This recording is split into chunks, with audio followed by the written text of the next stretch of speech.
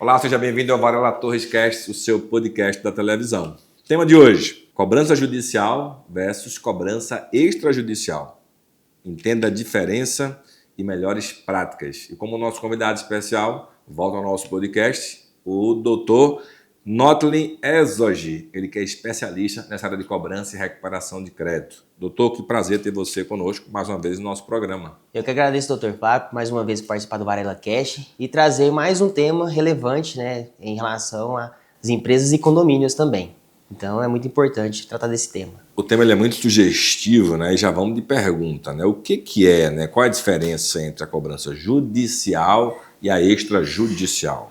Então, doutor, eu costumo dizer que a cobrança extrajudicial ela é uma forma amigável de você tratar ali com o devedor. E a cobrança judicial é uma forma mais coercitiva. Então ela vai ser uma forma coercitiva em que o juiz ali ordena, através de uma sentença ou decisão, que o devedor efetue o pagamento daquele débito, né?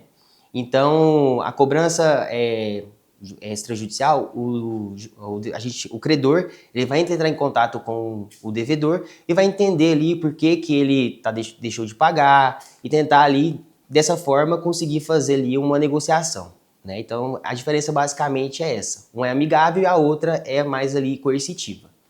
Bom demais. E como é que uma cobrança extrajudicial ela funciona na prática? A cobrança extrajudicial, como ela é uma forma mais amigável, tem vários meios que se podem fazer ela. Uma delas é a ligação, em que o operador ali, se a empresa tiver uma operação dentro da própria empresa para fazer essa cobrança, ou ela contrata, terceiriza essa cobrança. Então ela é uma forma mais amigável, em que ela vai cobrar, a operadora vai entrar para efetuar a cobrança, seja ali por ligação, por mensagem no WhatsApp, ou até mesmo Gmail, né, e outros meios de comunicação. E chegando até uma notificação extrajudicial, né? Então essa seria a forma de efetuar a cobrança extrajudicial, né?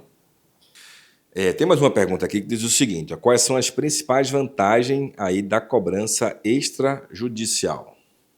Então, a principal vantagem da cobrança judicial, ao meu ver, que a gente tem costume de ver, muitas vezes, porque assim, ninguém deve por conta que a maioria das pessoas deve porque aconteceu algum problema financeiro, alguma desordem financeira ali, algum problema de saúde, né? Então, assim, quando o credor ele opta pela cobrança extrajudicial, ele consegue entender por que aquele devedor está devendo.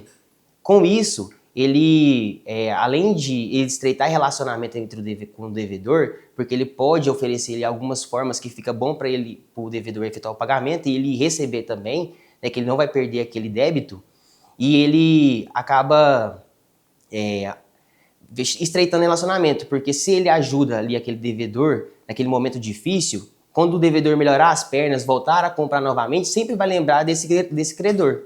Inclusive, na época da pandemia, eu tive o conhecimento de um caso que a empresa ela trabalhava com roupa de vestimentas, né? Ela vendia ali vestuários. E, como aconteceu a pandemia, todas as lojas fecharam e, com isso, ela, como vendia ali como distribuidora, vendia a prazo, alguns clientes deixaram de efetuar o pagamento, se tornando inadimplentes. Então, ela conversou com esses clientes, deu um prazo ali de 1 ano, porque ela tinha caixa para fazer isso, né? Deu um prazo de 1 ano e, a partir desse 1 ano, que ela começou a cobrar, né, novamente esses devedores. E eles pagaram todas as dívidas, foi recuperação 100%, porque eles viram a disponibilidade da empresa e com isso eles depois compraram 3 vezes mais essa empresa, porque viram que na época Estavam juntos. Que estavam juntos, né, que eles eram parceiros e não somente uma operação de compra e venda, né? Então assim acaba que isso ajuda bastante. E essa cobrança tem liberdade de fazer ou ela tem algumas ponderações decorrentes do Código de Defesa do Consumidor? Assim, a cobrança extrajudicial, ela tem que respeitar ali a dignidade da pessoa humana, tem que respeitar aquele devedor. Não pode fazer igual, muitas vezes, o agiota, né? Ameaçar o devedor. Quebra um dedinho, brincadeira. Então, assim, pode não, hein? Pode não, só dá problema depois judicial. Então, para que o credor ele não sofra, né, ali, nenhuma penalidade futura, a empresa tem que ter algumas técnicas de cobrança em que ela consiga ali, receber desse devedor sem ferir a dignidade da pessoa humana ou até mesmo causar ali constrangimento para aquele devedor. Pode dar um regrito no telefone? Não pode, tem que cobrar tranquilamente, né? Tem que falar com a pessoa, não pode xingar também, usar palavras de baixo calão, né? Então tem que ser bem respeitoso, porque se é uma coisa que você vai estar devendo para tentar recuperar um débito, você vai acabar ali sofrendo talvez até danos morais, né, futuro.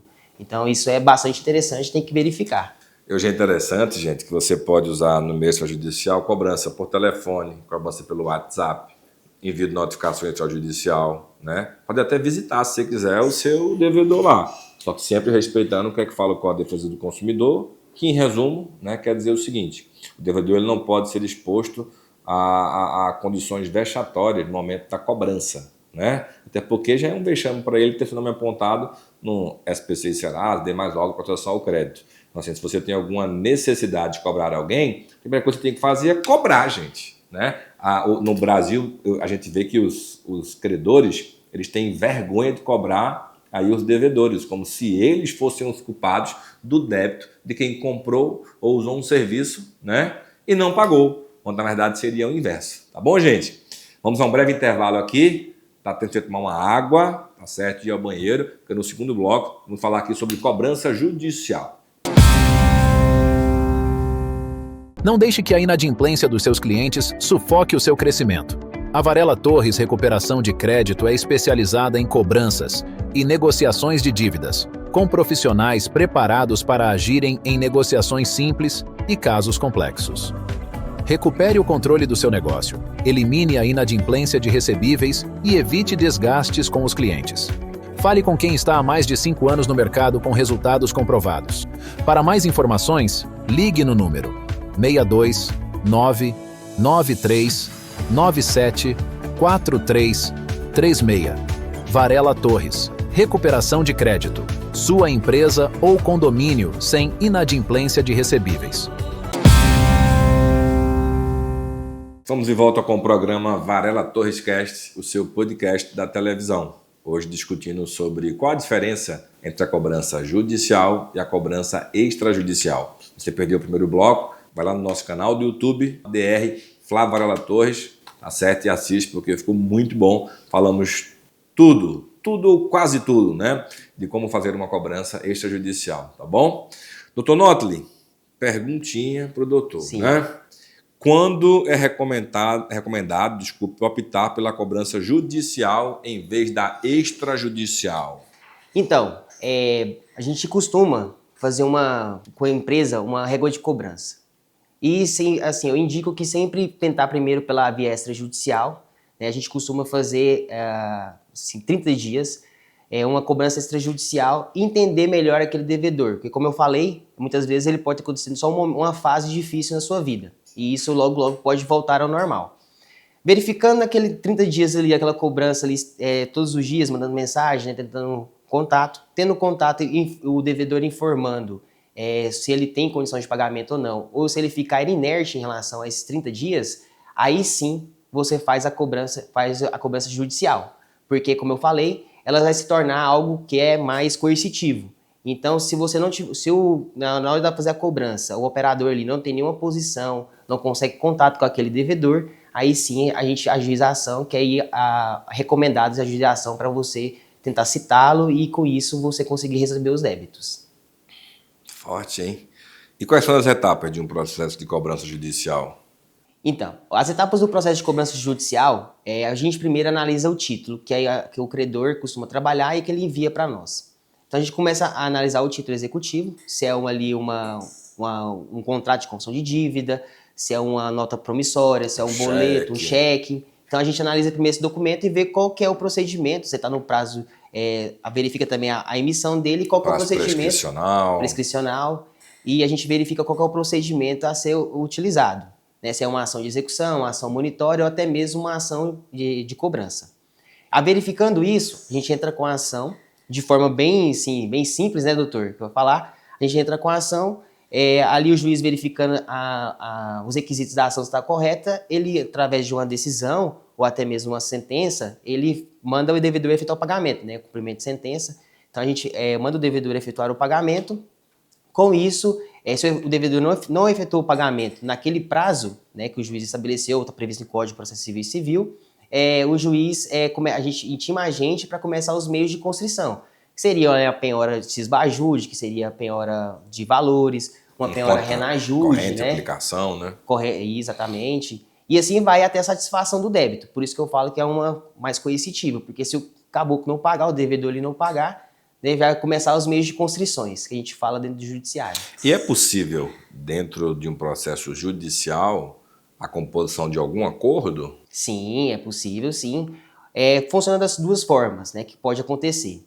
Tanto o devedor constituir um advogado e fazer uma proposta de acordo dentro desse processo, né, para tentar negociar esse débito, ou pode ser feito de forma extrajudicial. Ele verificando que se foi citado, verificando aquele débito, ele pode ligar na empresa, ou até mesmo na empresa de cobrança, para tentar fazer aquele acordo. Com isso, fazemos ali, se tiver a composição, tiver o acordo, né, fazemos a termo de transação de acordo, no qual a gente junta no processo. Se for o pagamento à vista, a gente já pede a extinção do processo, né, com resoluções de meta e resolve aquele processo. Agora, se for um acordo parcelado, a gente pede a suspensão desse processo, no qual ele vai ficar suspenso até o pagamento integral do débito. Aí teve o pagamento integral do débito, a gente volta, pede extinção. Caso não tenha, a gente volta com o processo normalmente, né, com atualização e tudo mais. Gente, um resumão aqui pra gente. Se você tem alguém que lhe deve, né, você mesmo pode ligar cobrando, eu procuro no escritório para que possa te representar como seu procurador para poder cobrar esse débito desse devedor. Então ele vai usar os mecanismos, né, que são possíveis com tecnologia e etc. Então hoje tem até sistemas onde você consegue localizar o endereço da pessoa que está se escondendo, né, número de telefone e por aí vai. Então, cobrança por telefone, pelo WhatsApp, notificação, são os caminhos normalmente iniciais para uma cobrança extrajudicial. Viu que o cara não vai pagar, vai para o procedimento da cobrança judicial. Você vai ter aí 3 formas de cobrança judicial. Ação monitória, né? A ação de execução, que é a mais rápida, e a ação de conhecimento seria a ação de cobrança. Vai depender do título que você tenha ou do que você tenha para poder cobrar, executar ou entrar com a ação aí monitória. E dentro da ação, como já disse aqui o doutor Notlin, uma vez que que o juiz defira ali o pedido, o famoso cite-se, né? Ou vai mandar, na verdade, executar, se for na ação de execução, aquele valor. Se ainda assim ele recebeu a notificação, não pagou, aí existem hoje inúmeras medidas coercitivas de recuperação desse valor via judiciário, como já dito aqui também. Então esse aí é o passo a passo, né? Mas aí vem uma pergunta, doutor Notlin. Na sua prática, na sua militância da advocacia nessa área como especialista, quais são os principais desafios enfrentados para uma cobrança, seja judicial ou judicial, né? Como você queira atribuir aí, para a gente poder fechar com chave de ouro o nosso programa.